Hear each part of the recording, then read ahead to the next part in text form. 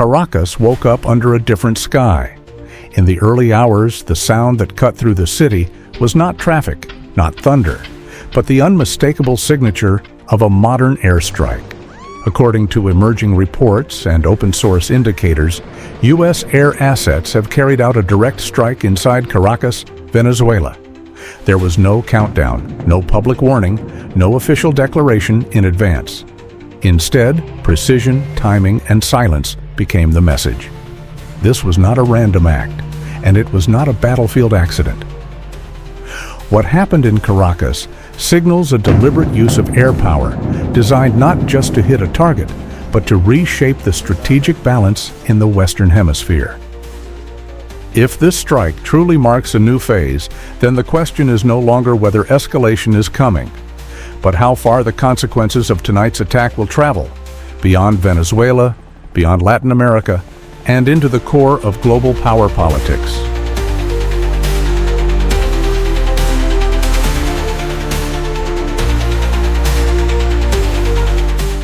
The first indications did not come from official statements, but from timing. Shortly before dawn in Caracas, local observers reported unusual aerial activity, followed by brief but intense impact sounds in a restricted area of the city. Within minutes, fragmented visuals began circulating online, prompting OSINT analysts to begin cross-checking locations, timestamps, and environmental markers. At the same time, aviation trackers noted irregular military flight patterns in the wider Caribbean region. While transponders were limited or inactive, consistent with standard military procedures, the broader movement aligned with previously monitored U.S. operational zones. Emergency responses inside Caracas appeared controlled and localized. There were no signs of widespread infrastructure disruption, no prolonged air activity, and no follow-up strikes reported in the immediate hours afterward, suggesting a single, time-bounded operation rather than an extended campaign. By mid-morning, Venezuelan state channels acknowledged an incident without detailing the origin, while U.S. officials remained publicly silent. This lack of immediate confirmation from both sides is not unusual in sensitive military situations, especially during the verification phase. What we can establish at this stage is limited but important. The event occurred within a narrow time window. The effects were localized. The operational profile points to precision rather than saturation. This early chronology does not yet explain why the operation happened, but it clearly shows how carefully it was executed. Yes, the strike, if confirmed, was not aimed at degrading Venezuela's overall military capacity, but at applying focused political and psychological pressure. Initial analysis pointed toward limited symbolic targets rather than large-scale infrastructure. However, the narrative escalated rapidly after a statement from U.S. President Donald Trump entered the information space.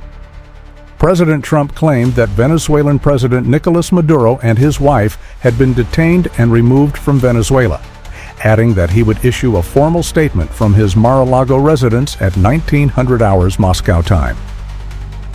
As of this moment, the claim has not been independently verified by U.S. defense institutions, international organizations, or neutral OSINT monitors.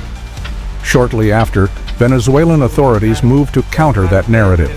Defense Minister Vladimir Padrino Lopez appeared publicly and confirmed he was alive, stating that Venezuela will not negotiate, will not surrender, and will ultimately prevail.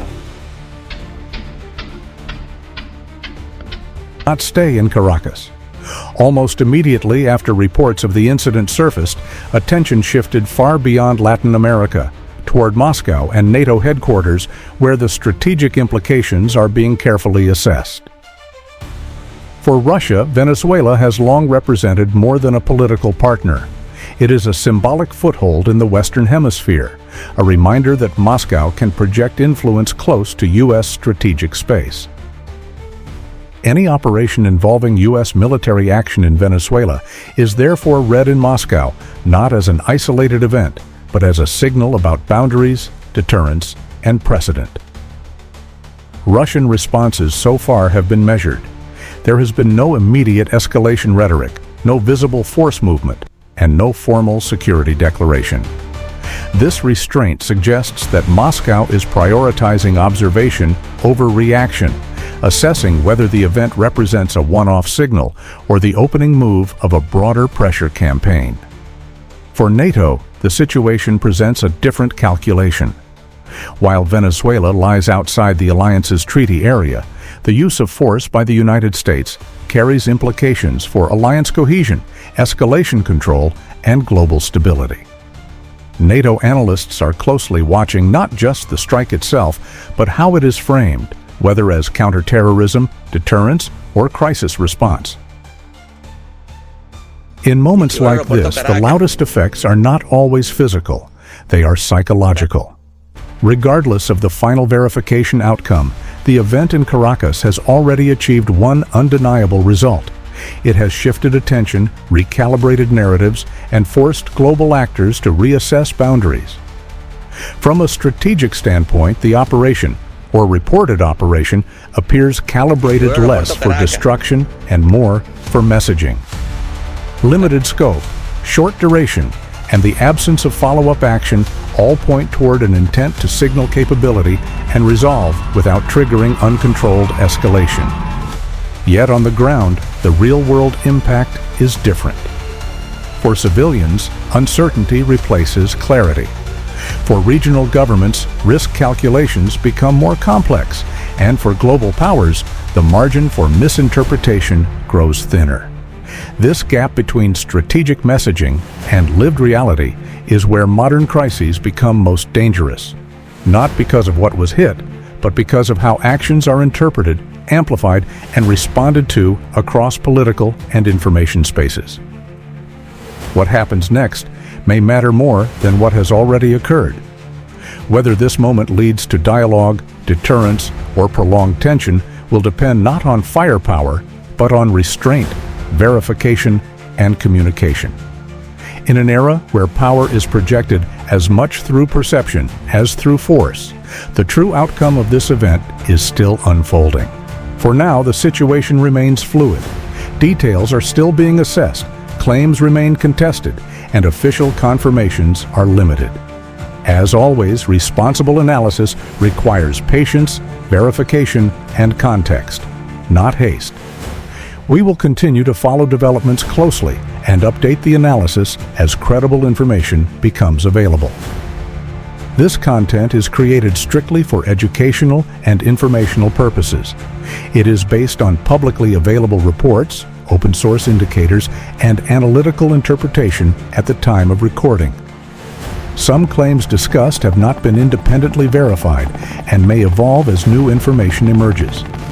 This video does not promote violence, does not endorse any military action, and aims solely to provide contextual geopolitical analysis in line with platform guidelines.